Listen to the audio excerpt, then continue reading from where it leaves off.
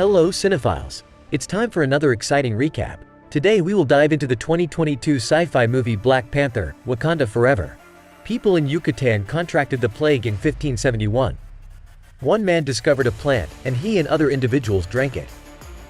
The chemical turned the subjects blue and rendered them airless. They swiftly relocated to the ocean, where they founded the Talokan civilization in the deep sea. Kululkan was born to one of the ladies who consumed the plant. The infant went on to become Talokan's king. Fan requested to be buried on the land when she passed away. In order to reach the area where he spotted a civilization, Kululkan led some guards up. In order to make way for his mother's burial, they attacked civilization. He was referred to by one of the villagers as Namor, which is Arabic for the boy without love. To help her brother and Wakanda's king, T'Challa, who is unwell and in need of a heart-shaped herb, Shuri works diligently in her lab. As she enters the lab at the movie's beginning, she inquires about her brother's heart rate. Then she goes on to create a cure for her brother with a confidence rate of 29.1%. As she takes it to her brother, Ramonda announces the death of the king as she enters the lab gently. The next scene, we see a ritual being performed at the grave of King T'Challa. Everyone present at the funeral is grieving the loss of their king. The entire kingdom is present on the road where the king is being taken. Here, the coffin is kept, and Shuri hugs it, saying she is sorry. After that, the coffin rises in the air and goes inside an aircraft with a Black Panther logo on it. Wakanda is still having issues with other countries desiring its vibranium a year later. At the UN, the US Secretary of State says he is disappointed. Wakanda has failed to stand by its promises to participate in global efforts, tackle international challenges, share resources, and provide full cooperation concerning vibranium. Ramonda listens to all of this patiently. The representative from France says that France has information that vibranium can be used to make weapons of mass destruction. Vibranium does not trigger any metal detectors. She states that it is a threat to global security and the non-proliferation regime. Dora Milaje apprehends French soldiers who attempt to break into their position. Later, Ramonda discusses the French heist with the UN. She then makes the information public. She reminds the nations that they will continue to battle even without the Black Panther. The other nations should not think that since the king is dead, Wakanda is weak and cannot defend itself. Wakanda is mourning the loss of their king, but they sure know how to fight back. The next scene takes place in the Atlantic Ocean. A pilot announces, "This is rotor 625 requesting to land." Some researchers get down on the chopper. A man welcomes them. It turns out that they are some Americans at a mining outpost mining for vibranium in the ocean using a vibration detector developed by Riri Williams, an MIT student. This is how they locate vibranium in the sea. They are suddenly attacked by Talakanals, who are angry that they are stealing their vibranium. Namor attacks the last survivor's helicopter and destroys it. Ramonda and Shuri in Wakanda visit the sea to lament the passing of T'Challa 1 year earlier. Shuri is not entirely prepared for this, so they burn their burial robes to symbolize the end of the period of grief. Then Namor shows up, crossing the boundary by swimming under the water. He informs them about Talokan's existence and asks for their assistance preventing foreigners from obtaining vibranium. Additionally, he explains that vibranium is found in Talokan in addition to Wakanda. Concerned by his presence, Ramonda reprimands him. He says they can assist him, but they must not get in the way of his plans to assassinate the scientist who created the contraption.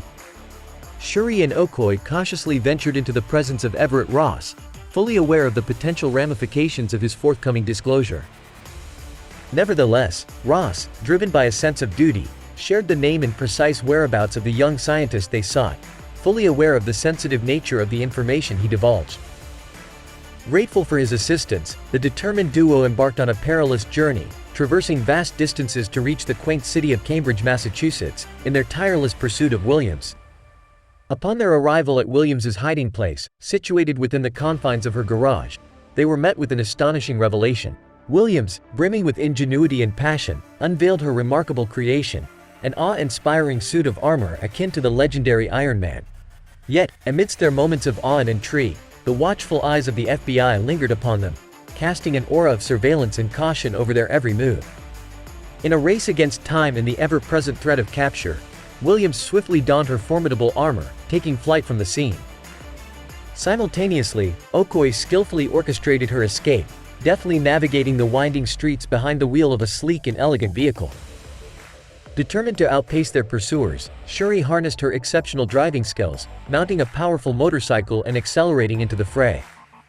However, fate, with its whimsical sense of timing, conjured an unexpected encounter that threatened to disrupt their plans. Serendipity intertwined their paths with a formidable trio of Talaconals, Atuma, and Namora, presenting a formidable challenge to their mission.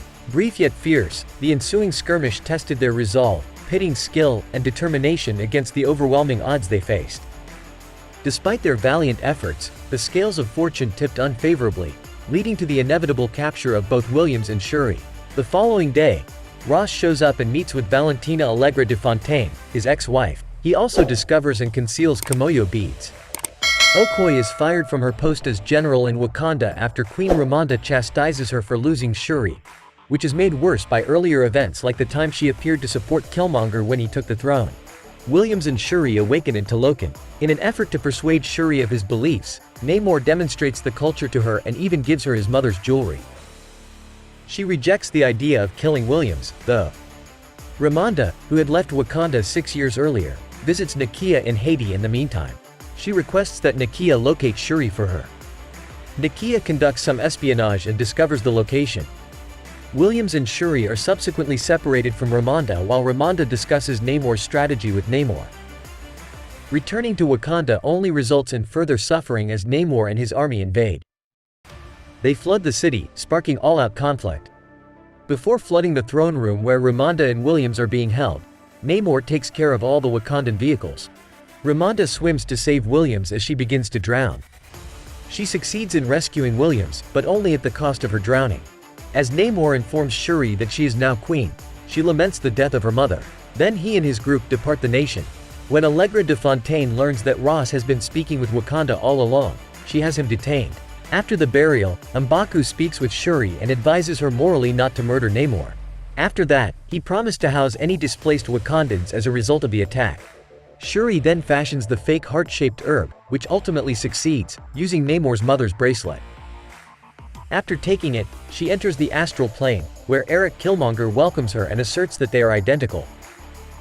After some debate, Shuri declares she will murder Namor in retaliation. Shuri gets out of bed and puts on a suit. She then enters, as the Black Panther, into a conference between M'Baku and the Elders.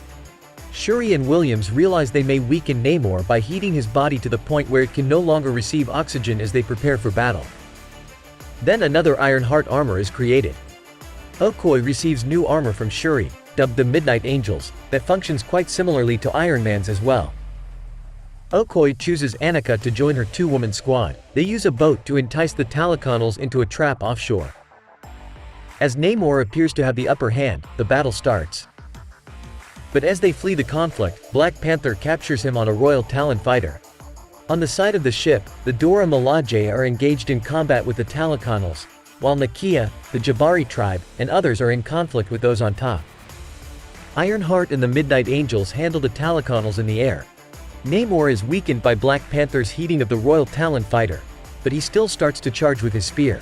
The ship explodes as Black Panther fires a blast from her vibranium gauntlets, dropping the two foes onto the island below. After additional fighting, Namor finally impales Shuri. However, he is more concerned with reaching the lake before passing away than killing her. A hurt Black Panther escapes and advances on the limping Namor. She then shouts, "Wakanda forever," as she puts on her armor and attacks Namor with a blast from the exploding Talon fighter.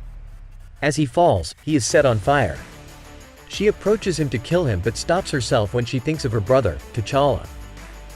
She chooses to spare Namor's life as long as he goes back to Talokan, in light of her memories of the man he once was. The renowned Black Panther, with his exceptional skills and noble cause, garners not only the admiration of Namor but his steadfast allegiance as well.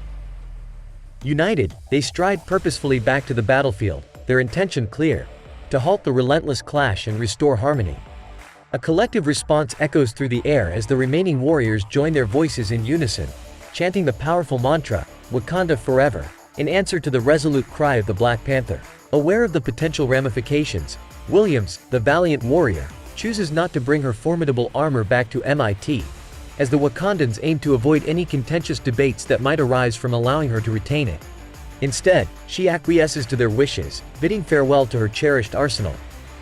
Meanwhile, foregoing the pursuit of the throne, a challenge eventually posed by M'Baku, Shuri embarks on a transformative journey, finding herself drawn to the vibrant lands of Haiti.